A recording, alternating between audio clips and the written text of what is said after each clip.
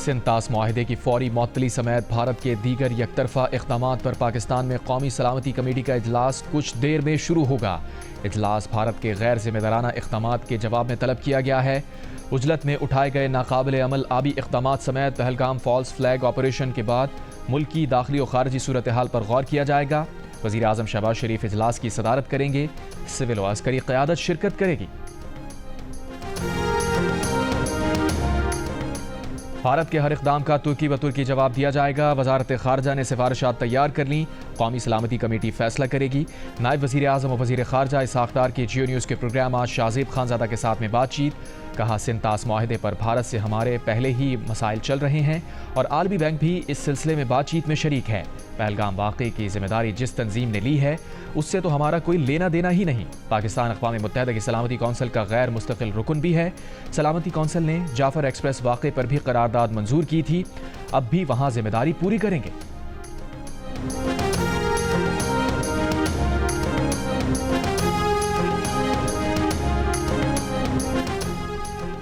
بھارت کی پاکستان کے خلاف آبی جارحیت، پاکستان سے سنتاس معاہدہ فوری معطل کرنے کا اعلان کر دیا۔ اٹاری چیک پوسٹ بند کرنے کا بھی اعلان۔ باضابطہ ویزا لے کر پاکستان سے بھارت جانے والوں کو 1 مئی 2025 سے پہلے اٹاری کے راستے واپس پاکستان جانے کی ہدایت۔ بھارتی وزیر اعظم نریندر مودی کی زیر صدارت کابینہ اجلاس میں فیصلے۔ بھارت کا پاکستانیوں کو سارک کے تحت ویزے بند کرنے کا بھی فیصلہ۔ جاری شدہ سارک ویزے بھی منسوخ۔ ترجمان بھارتی وزارت خارجہ نے کہا کہ سارک ویزے پر بھارت میں موجود تمام پاکستانیوں کو 48 گھنٹوں میں ملک چھوڑنے کا حکم دیا گیا ہے۔ بھارت نے پاکستان کے دفاعی، ملٹری، نیوی اور ایئر فورس کے اتاشیوں کو ناپسندیدہ شخصیت قرار دے دیا۔ 1 ہفتے میں بھارت چھوڑنے کا حکم۔ دونوں ممالک میں تمام دفاعی اتاشیوں کے عہدے ختم کرنے کا بھی اعلان۔ بھارت کے مطابق دونوں ممالک کے ہائی کمیشنز کے عملے کی موجودہ تعداد کو 55 سے کم کر کے 30 کیا جائے گا۔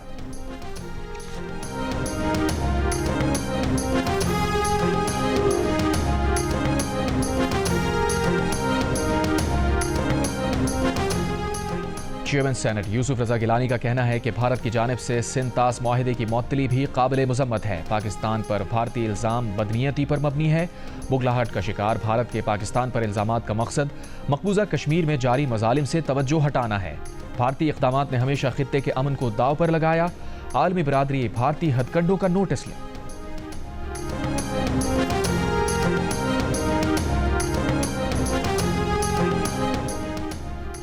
سندھ کے سینئر وزیر شجیل میمن کا کہنا ہے کہ سنتاس معاہدے کی معطلی کھلی جارحیت اور خطے میں امن کے لیے سنگین خطرہ ہے۔ بھارت کا سنتاس معاہدہ معطل کرنے کا اقدام اشتعال انگیز اور غیر ذمہ دارانہ ہے۔ ایک بیان میں شجیل میمن نے کہا کہ بھارت اصل مظالم اور ناانصافیوں سے توجہ ہٹانے کے لیے پہلے بھی فالس فلیگ آپریشنز کا سہارا لیتا آیا ہے۔ پاکستان اس اشتعال انگیزی کو ہرگز برداشت نہیں کرے گا۔ عالمی طاقتیں، اقوام متحدہ اور انسانی حقوق کی تنظیموں سے بھارت کی سنگین خلاف ورزی کا نوٹس لینے کا مطالبہ۔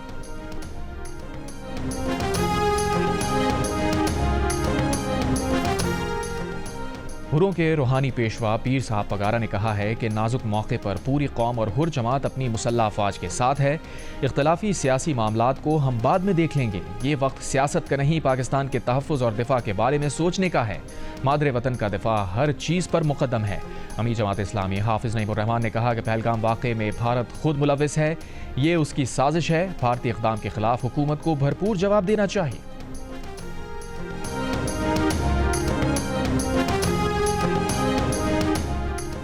صدر آزاد جموں کشمیر بیرسٹر سلطان محمود چودھری کی پہلگام واقعے کی مذمت۔ کہا مودی سرکار پر جنگی جنون کا بھوت سوار ہے۔ بھارت نے پہلگام میں فالس فلیگ آپریشن کا ڈرامہ رچایا۔ بھارت پاکستان پر بے بنیاد الزامات لگا کر اپنے جرائم کو چھپانا چاہتا ہے۔ بھارت نے کینیڈا سمیت دیگر ممالک میں دہشت گردی کی کارروائیاں کی۔ سابق وزیر اعظم آزاد جموں کشمیر فاروق حیدر خان نے کہا کہ مقبوضہ کشمیر میں ہونے والے واقعے میں بھارتی ملوث ہے۔ آزاد کشمیر پر کسی بھی مہم جوئی کا خمیازہ بھگتنا پڑے گا۔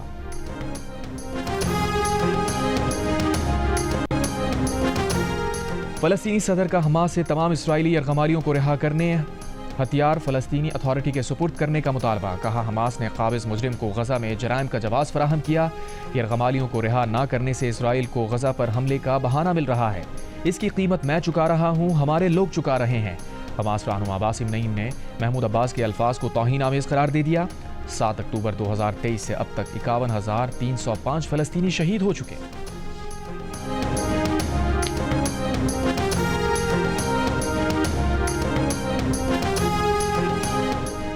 وزیر خزانہ محمد اورنگزیب کی ترکی کے وزیر خزانہ سے ملاقات۔ وزیر خزانہ نے ترکی کو پاکستان کی ڈیری لائف سٹاک سیکٹر میں سرمایہ کاری کے مواقعوں سے استفادہ حاصل کرنے کی دعوت۔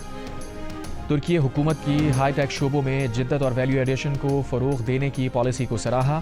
وزیر خزانہ کی ایس این پی گلوبل کی ٹیم سے بھی ملاقات۔ ایس این پی وفد کو ملک کی مجموعی معاشی صورتحال سے آگاہ کیا۔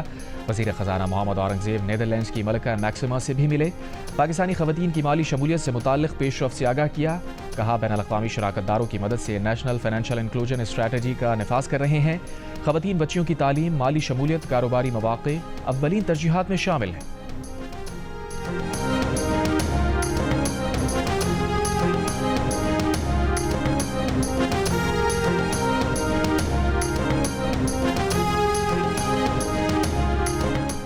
صدر مسلم لیگ نون نواز شریف لندن سے پاکستان کے لیے روانہ، خصوصی طیارے سے پاکستان پہنچیں گے۔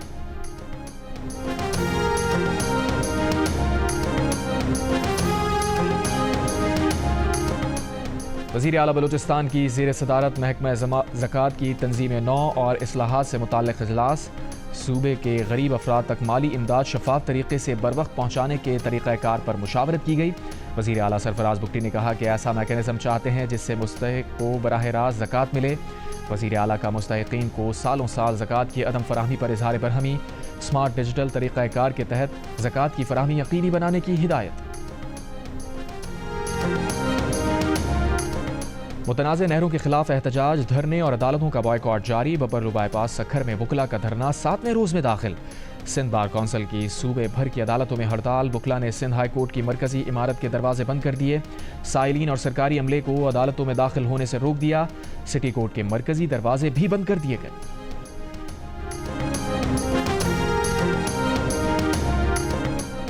آئی جی خیبر پختونخوا پولیس نے کہا ہے کہ کرم میں فریقین کے تمام بنکرز گرا دیے گئے ہیں۔ اگلے مرحلے میں عوام کی جانب سے رضاکارانہ طور پر اسلحہ جمع کروایا جائے گا۔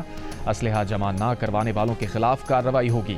مزید کہا کہ ٹل پاڑا چنار روڈ کو محفوظ بنانے کے لیے 10 چوکیاں بنائی جائیں گی۔ کرم میں حالات بہتر ہو چکے، جلد پائیدار امن قائم ہوگا۔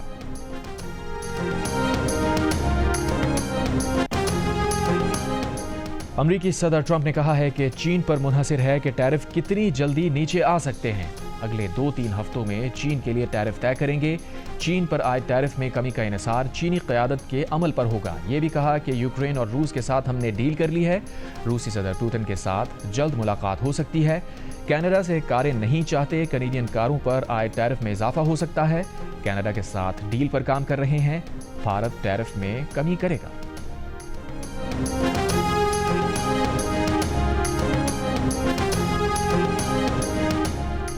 امریکی صدر نے کہا ہے کہ روسی صدر پوتن سے ملاقات دورہ سعودی عرب کے بعد ہوگی۔ امریکی صدر 13 سے 16 مئی تک سعودیہ، امارات اور قطر کا دورہ کریں گے۔ روسی صدر کے ترجمان کا کہنا ہے کہ سربراہ ملاقات تعمیری ہونی چاہیے، تیاری جاری ہے۔ H P L P S L season 10 میں آج لاہور قلندرز اور پشاور زلمی کا مقابلہ ہوگا۔ گزشتہ روز اسلام آباد یونائیٹڈ نے ملتان سلطانز کو 7 وکٹ سے ہرا کر ایونٹ میں مسلسل 5ویں کامیابی حاصل کی۔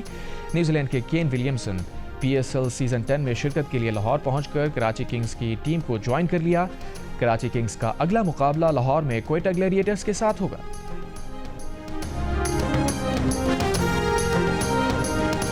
اور پاکستان کے مقبول ترین گلوکاروں میں سے ایک احمد رشدی کی آواز آج بھی دلوں میں زندہ۔ مداح آج لیجنڈری گلوکار کی سالگرہ منا رہے ہیں۔